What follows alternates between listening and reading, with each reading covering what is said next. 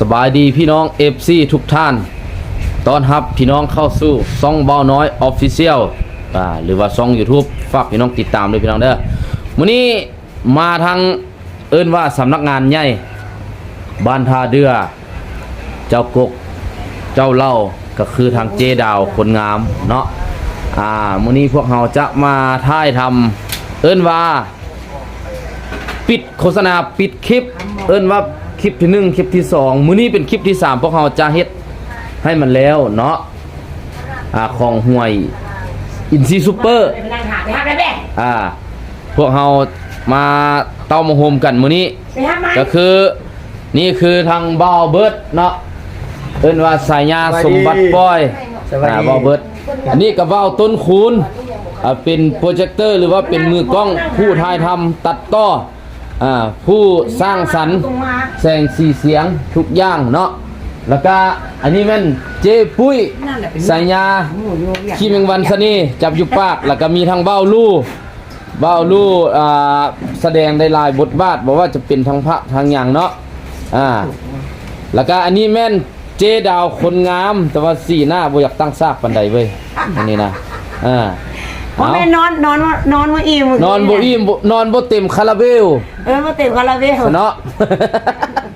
นอนบ่เต็มคาราเบล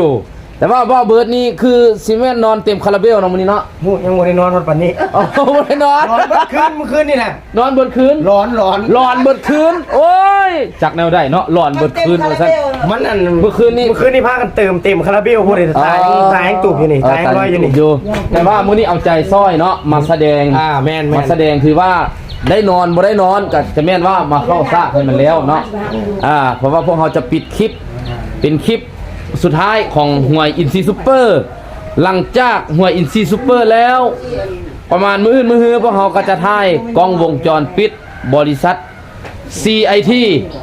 บ่ต้นคุณบริษัทนี่ก็ CIT บ่ CIT ที่พวกเราไปรับงานมาเนาะพวกเรา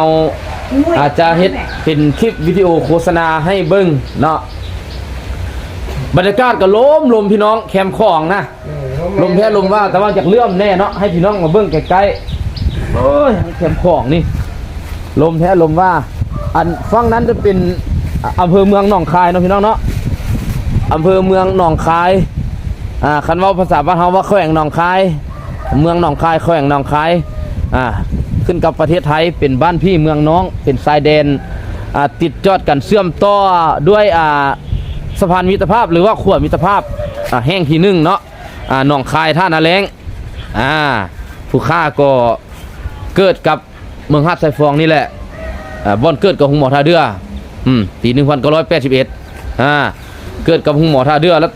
ไปฮอบประเทศลาว18แขวงไปอยู่หลายๆแขวงไปอยู่หลายๆเมืองก็ยังกลับมาบ้านเกิดเมืองนอนอยู่มาบัดนี้มาเห็นพี่เห็นน้องเตาโฮมกันอยู่ท่าเดือผู้ฆ่าก็ดีใจเนาะแล้วก็จะขอสร้างสรรค์คลิปตลกให้พี่น้องรับชมทั่วประเทศทั่วโลก FC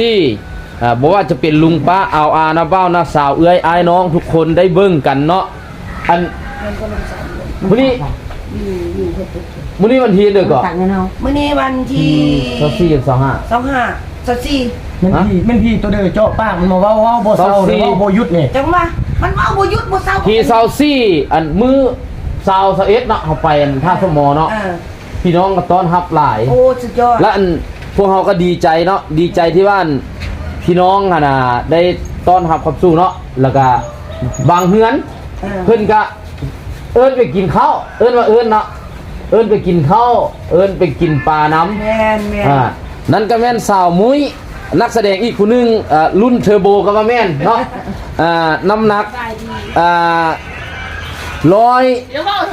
140กิโลเนาะเป็นนักแสดงรุ่นใหญ่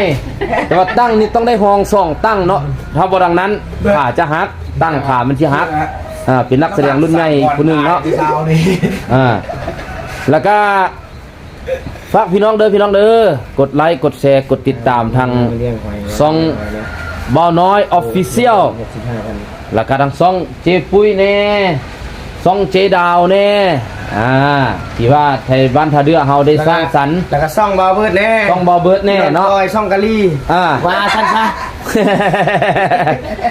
ซองใหญ่พวกเฮาก็คือ NTK ไทยบ้านท่าเรือโปรดักชั่นแต่ว่าอันนี้ซองพวกเฮาแต่ละคนก็คือซองซื้อไผ่ซื้อมันเนาะให้พี่น้องได้เบิ่งได้รับชม ซ่องบาลูกมีผู้ติดตาม ซองเบาลูกกำลังเฮ็ดบ่ ซ่องบาลูกมีแต่ผู้ติดตาม1คนเลย แล้วก็ ปีแล้ว ฝากอันพี่น้องนะอันวันที่27 28ได้ไปนำกันเนาะเจ๊ปุ้ย ตรงกลางเนาะ 27 28อันนาไซทองได้ไปก็ ไป ไปเนาะแล้วมีเมนูอันกุ้งเต้นบ่ หน้าอันซอยจุคันเอาบ่คันไม่ซอยจุเด้อมีซอยจุเด้อ ไว้จุ มีซอยจุน้ แม่น ฉันจะเฮ็ด มีเมนูลวกหอยสลี่สีทองแซ่บ ำวันที่27 28นาไซทองนี่ไหน แม่นๆเนื้อหอย อัน สลี่ อีก สีทอง 2-3 มื้อนี่ไหน เออ เออ นี่แหละ เจอกันเด้อพี่น้องเด้อเจอกันพวกเราจะไปสร้างความเบิกบานม่วนซื่นเสียงเพลงเสียงลำให้พี่น้องได้ฟังกันเนาะเข้าสู่อันการถ่ายทำแล้วเนาะให้พี่น้องได้เบิ้งคลิปเต็มๆอีก 2-3 มื้อพวกเราจะปล่อยออกเนาะเกียมเลยพวกน้องเกียมด้วยพวกน้องเด้อเกียมตนเกียมโตท้ายเครื่องเนาะเอาขอขอบคุณขอบใจนะพี่น้องที่เข้ามาเบิ้งเด้อพี่น้องเด้อ ไป